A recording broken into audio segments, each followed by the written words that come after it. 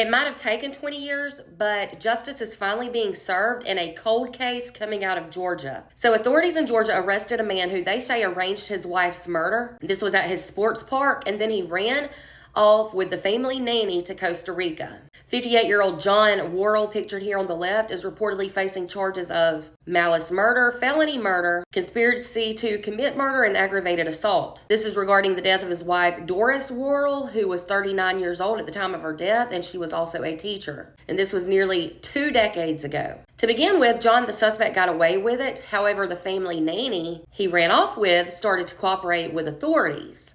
This was after their relationship ended and John moved back to the United States. So according to reports, Doris was murdered on September 20th of 2006. This was at John's Sports Park in Douglas, Georgia, and John here owned that sports park. Now, to begin with, authorities thought that John was just a grieving husband and that his wife was a victim of a robbery gone wrong, or as retaliation for John kicking a patron out of the business. However, as investigators started to dig more, it became apparent that all was not as it seemed. Cops eventually learned that the Worrells were having issues in their marriage and that John was having an affair with the nanny, who was 18 years old at the time. Reportedly, she had moved into their home 2 or 3 years prior. John was said to have wanted to divorce his wife, but he was scared he would lose custody of their 3 children, who were all under the age of 12 at the time. So he concocted a plan to have Doris killed. John reportedly recruited Glidden Rodriguez and Brandon Cage, and those 2 men were later arrested for conspiracy to commit murder. But investigators ended up dropping charges due to a lack of evidence. They were never re-arrested, and Glidden ended up dying. So after Doris's death, John moved to Florida and then to Costa Rica.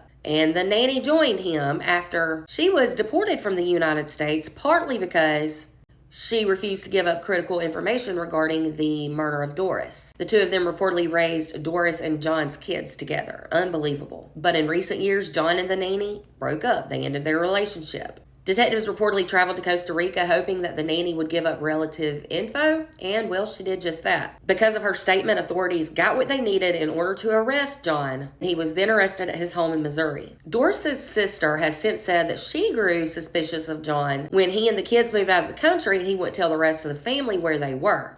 Yeah, I'd say that's definitely a red flag for sure.